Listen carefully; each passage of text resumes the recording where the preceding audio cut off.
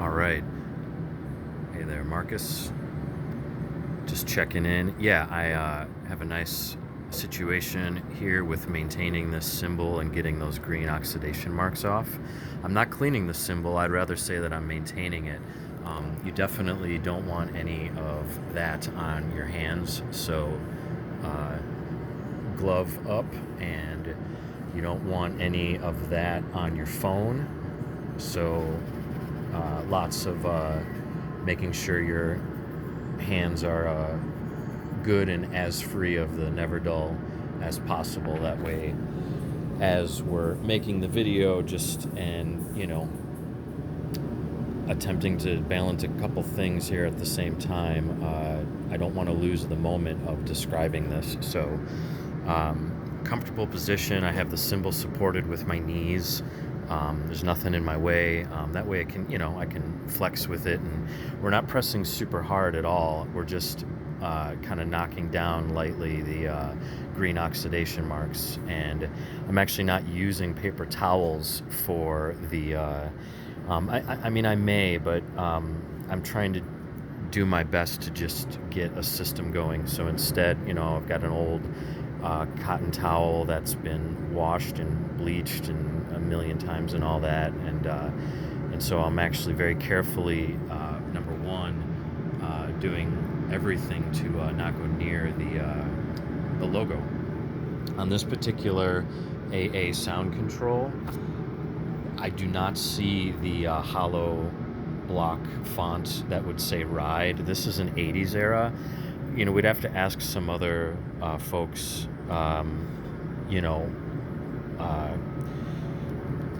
yeah, thanks for dealing with the bad filmmaking. I was just keeping the logo over there as I started the video so I don't get super distracted, because I don't want to touch the logo. And I'll just jump ahead, as you're careful to not touch the logos, again, me referencing the fact that I do not believe from the factory that there was the word Ride where it normally would be under the stamp. And let's see, here's the stamp. Yeah. And for those in the know, there would be oftentimes, there we go. For those in the know, oftentimes there would be the stencil of the word Ride in a hollow block ink format, and I don't see that there even before I started maintaining the cymbal today. I'm really into this particular model and size as far as an AA sound control ride. Again, 20-inch vintage Sabian AA sound control ride, and this is a purple logo. And for those in the know, yes, there are purple logos like this one. I've had, I want to say now almost a half dozen rides in one crash of the purple logo. I've seen the red label logos, and again, these purple logos, it seems are maybe more common than the red ink logo, and so the purple ink logo are the only ones that I've had in this particular era and color ink usage. And I've seen a few red labels. I just haven't owned one yet. So for those that are really curious, I'm yet to come across a ride in the red ink label logo. And again, these would be early Sabians, early AAs, early sound controls. As far as whether or not this is mid to late 80s, that I don't know, but this has a nice high profile. It has a smaller bell like that of a hand hammered, and the bell's super incorporated. I have not played this one yet. I haven't weighed it yet. I will, and I know it's in the 2,100 gram range, and let's see, what else?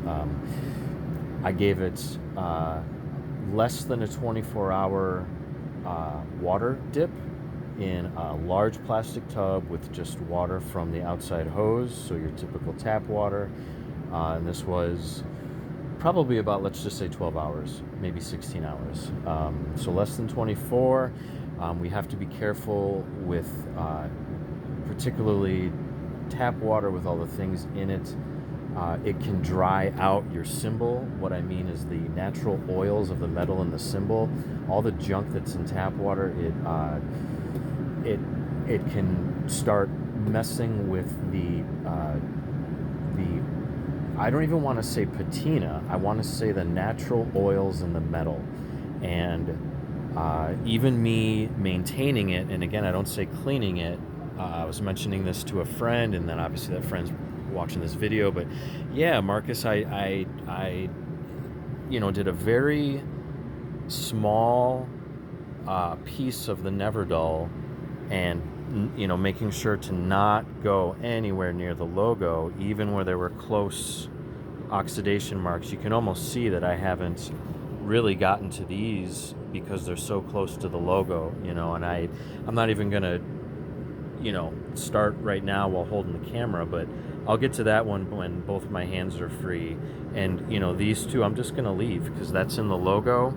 I may be really cautious about that one. I got really, let's see here. Yeah, I was really good, and I got these couple right here, and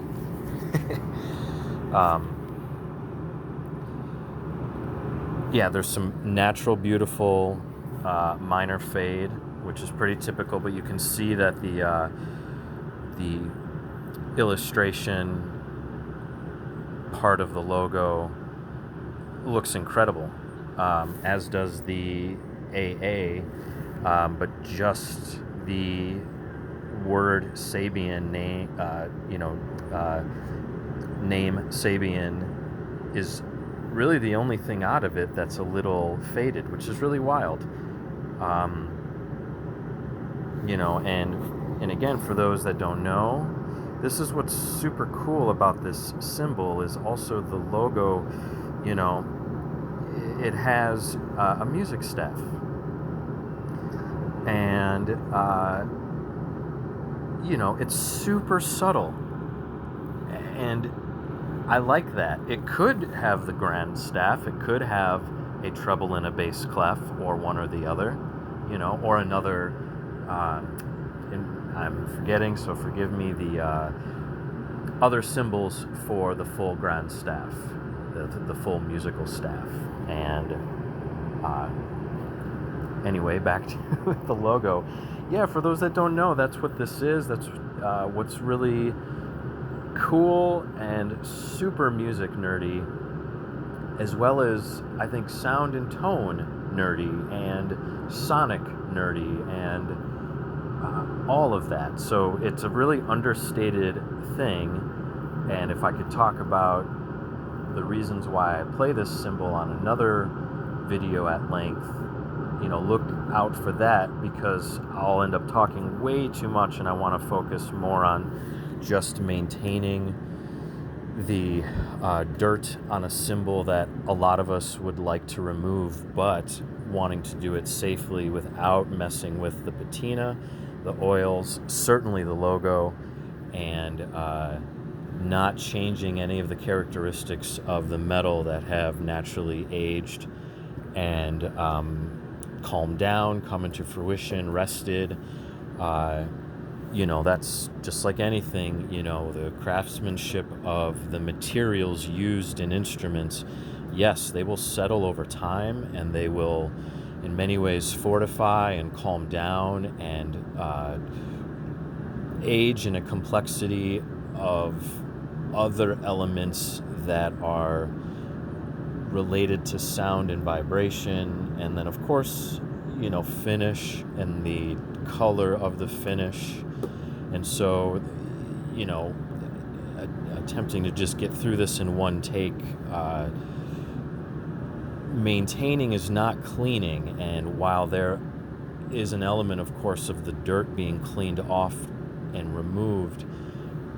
We're wanting to be very, very careful about what chemicals we use and what polishing and what methods, and certainly being very aware that scratching a surface is not what we want to do. So we really do want to be mindful of soft implements that we're using as helpful instrument tools, cleaning tools, but something that's not going to scratch the surface. So anything that's too abrasive, whether it's in a paste liquid, semi watery pasty liquid form, cleaner, gel, abrasive, we got to be really aware of how we're being gentle to the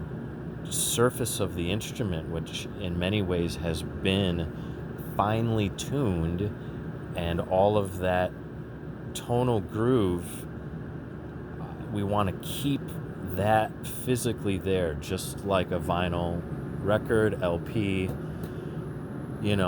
all of the above. And yeah, I am kind of, as I've maintained the cymbal, I'll talk about more of that in a moment. I'm still kind of on the precursor and almost beginning thoughtful intention of how we're thinking about this to organize how to maintain it. And yes, we're keeping the surface dirt free.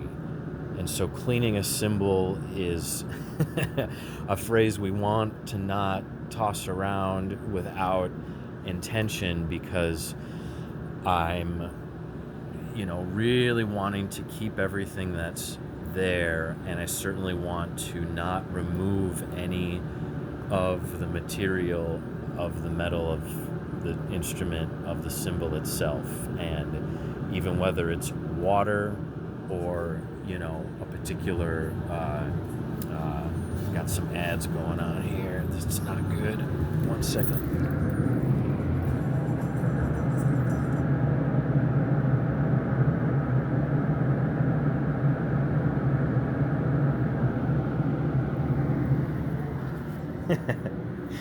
All right, wishfully, yeah, that'll be fine.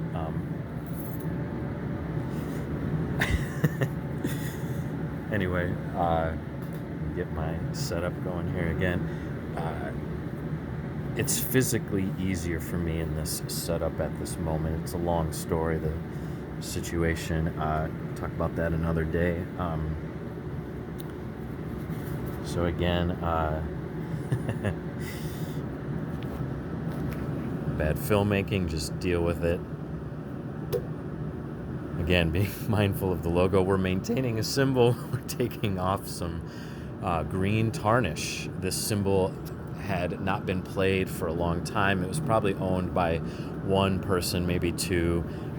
Very, very minor keyhole that you would probably not even notice, but of course you would.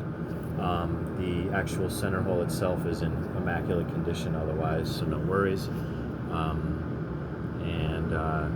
Yeah, some folks, this looks like the case where someone was just bad about maintaining the plastic sleeve on their cymbal stand, and that's annoying and not good.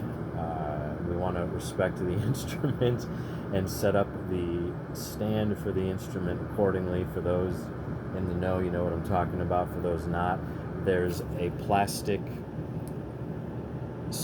sheath that goes on the post of your cymbal stand, and that cymbal sleeve protects the center hole of your cymbal. Otherwise, you are likely to lose physical material of the instrument itself and damage the instrument, which you don't want to do, which can create a keyhole, which is just a slightly out of round center hole that has been misshapen ever so slightly in this case, fortunately, And that happens when somebody does not use their instrument and instrument stand correctly. So make sure that you have a pretty fair amount of plastic cymbal sleeves that fit your cymbal stand at hand at all times. Otherwise, you're going to damage your cymbal. And luckily, this one was played and loved, and so it's not that bad. But and when I say that it's most likely owned by one owner, is that's a lot of playing time. That's not just the cymbal sitting on the stand by itself not being played. That's not what causes that. There's a lot of movement. Obviously, when we're playing a cymbal, particularly a ride cymbal, again, this is a 20-inch cymbal. And just for S&Gs, again, bad filmmaking. And just for S&Gs, here is the underside. Here's the bottom of the cymbal. Nice, awesome, looks brand new. And again, this is a 20-inch. There's the underside center hole. And again, that keyhole is kind of right where you'd expect it as far as it being on what would be kind of the bottom side of the cymbal as it sits naturally.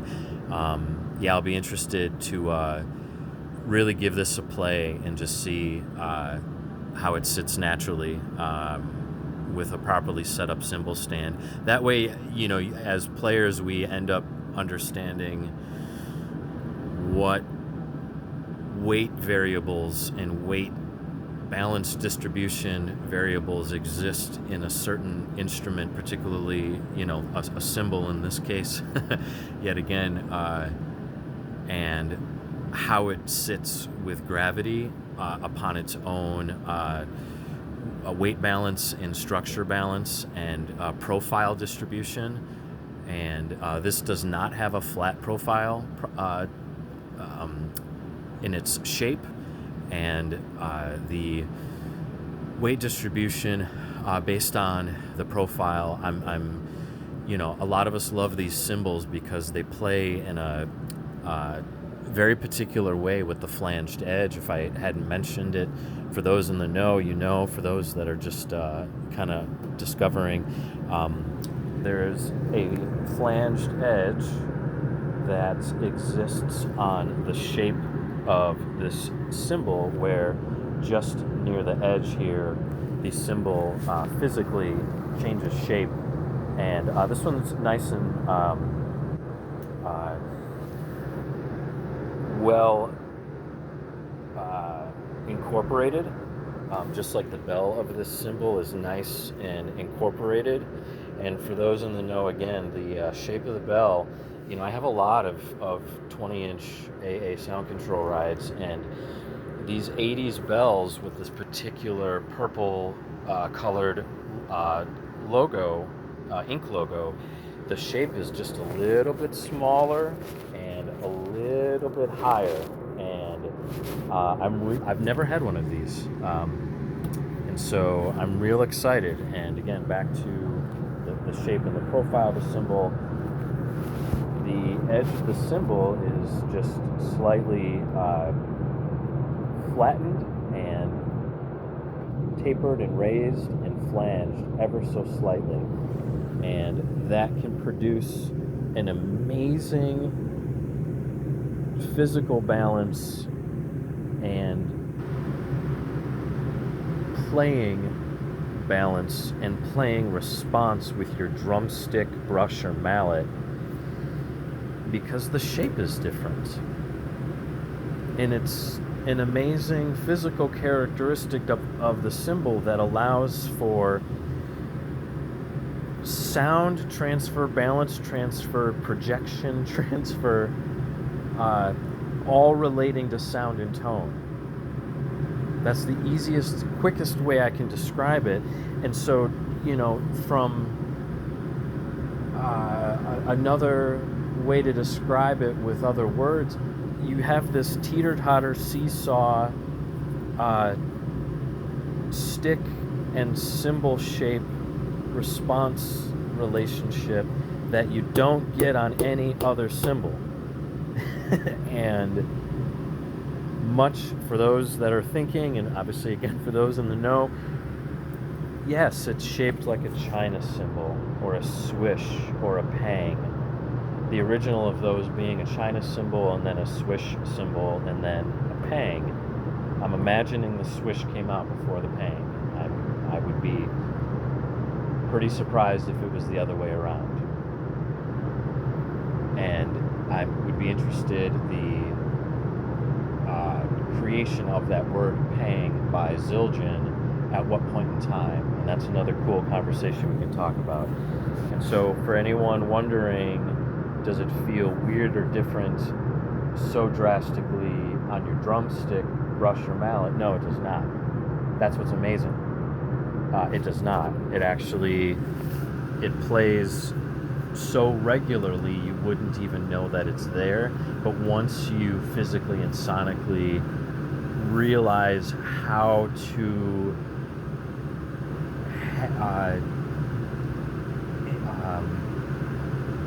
utilize the special characteristics of this flanged edge, you really start having a tone and sonic experience that's virtually indescribable from the point of drumstick articulation, drumstick sound articulation, drumstick tone and sound relationship and elements, and then physical response time in relationship to stick definition, and as some of us would be even more particular to say stick tip definition, based on if you're using wood tip sticks or plastic tip sticks, or again for those of us that are using mallets and brushes on both sides of the mallet and brush, you have a new relationship physically and sonically that you would not have otherwise, all due to the shape profile and most importantly and specifically this flanged edge that gives you, again, a physical relationship of playability and response, also related to decay of the cymbal, the opening up and crashability of this cymbal, the ride characteristics and crash ride characteristics of this cymbal, regardless of weight, even if it's medium heavy, or heavy. These sound control rides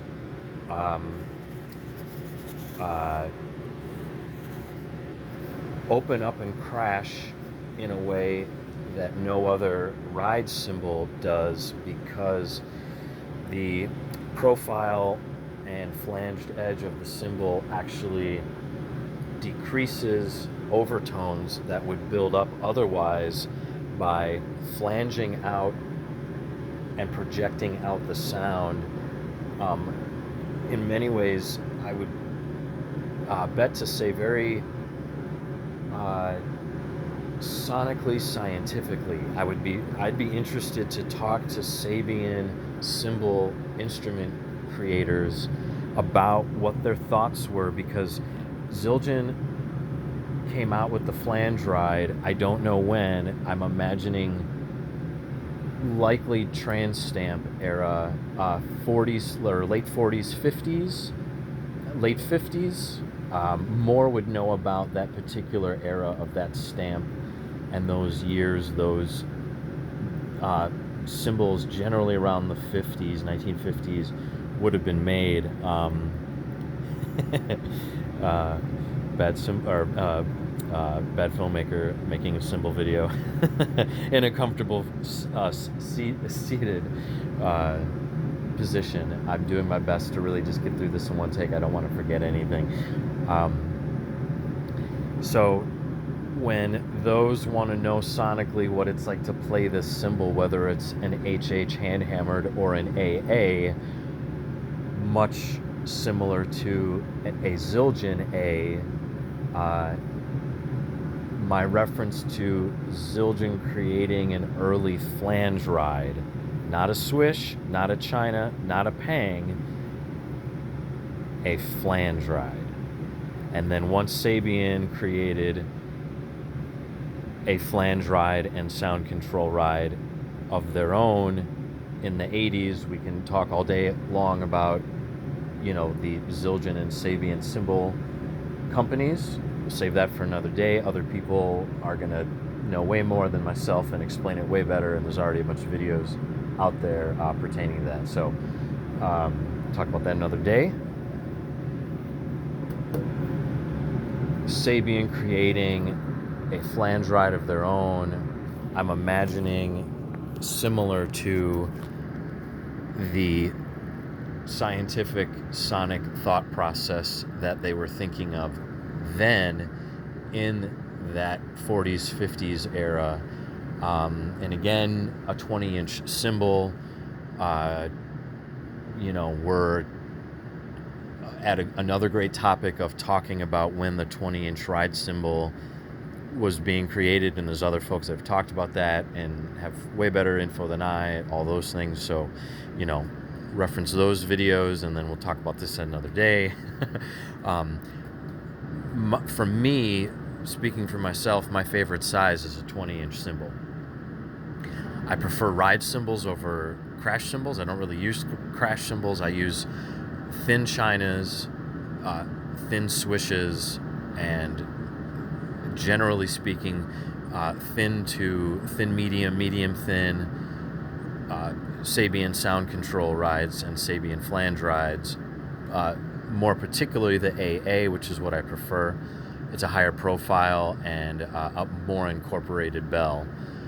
And I prefer the bells that are lathed and the bells that are incorporated, where the bell isn't too large and then becoming an instrument of its own based on its own lathing and weight distribution and either forming or casting in its creation. A more incorporated, in this case, just barely slightly smaller and slightly higher profile bell. That's why I was very interested in getting this one, is because I've never come across a 20-inch purple ink logo AA sound control ride. I haven't yet, and I look all the time for these cymbals. And to try them and then sell the ones that musically aren't exactly what I'm looking for but are still amazing. So please reach out to me if you'd like to buy any of mine that I'm selling. I have a bunch that I'm keeping.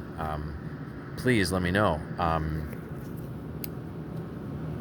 The weight, balance, and distribution of this particular model is going to feel and sound specifically and characteristically different than the other 20-inch AA sound control rides. Simple as that. And for anyone that's interested in a particular model and brand of a cymbal that you've really come to enjoy more than others, it's worth always sonically and musically and from a musicianship point of view checking out these cymbals. And I never finished the statement, and there we go, is that Sabian knows exactly what they're doing. They're an extremely innovative cymbal company, and we could talk about the Zildjian family and what their thought process is in making these instruments, and then the family continuing on even when things get difficult in the dysfunction of life, right? I just mean, I'm Grateful as a musician and as an instrument player of one and many kinds as I continue to thoroughly enjoy the process and musicianship of music and making music with others, and oftentimes preferring to make music with others a priority because of the full element of rhythm, melody, and harmony. And in many ways, immediately the element of ensemble, syncopation, and counterpoint in all ways of counterpoint. That's what I'm talking about. To me, this thought process, this concept, this ability to have a ride cymbal that's going to stay articulate, but crashes, but opens up, but never loses stick definition, that you can play any brush, mallet, or cymbal on, or brush, mallet, or stick on as a cymbal that physically reacts in a way that you wouldn't expect, because you can really play it, really ride it, really lay into it all at the same time, really crash it all at the same time, and it physically and sonically stays together and projects and opens up in a way, but continues to have the physicality of balancing the stick weight ratio distribution into in and of relationship and to relationship of not only just playing the cymbal, but yes, pressure, gravity, your fingers and hand and finger muscles and wrist muscles, and then the body language then focused on center and that relationship. There's something going on with playing a flanged edge ride cymbal that a lot of us want a China, or a lot of us want a China we can ride on. And to me, until these really became a thing, because the flange rides in the, I'm imagining, late 40s, 50s, early 50s through late 50s, that are really hard to find, until the sound control and the Sabian flange ride came out in the 80s, did this style of ride cymbal become on the market, available to the public. And for players like myself that play ride cymbal in a way, individually and with a band on a musical ensemble level, music staff. Control is an interesting word. Matt Wilson can talk about control in an interesting way related to music,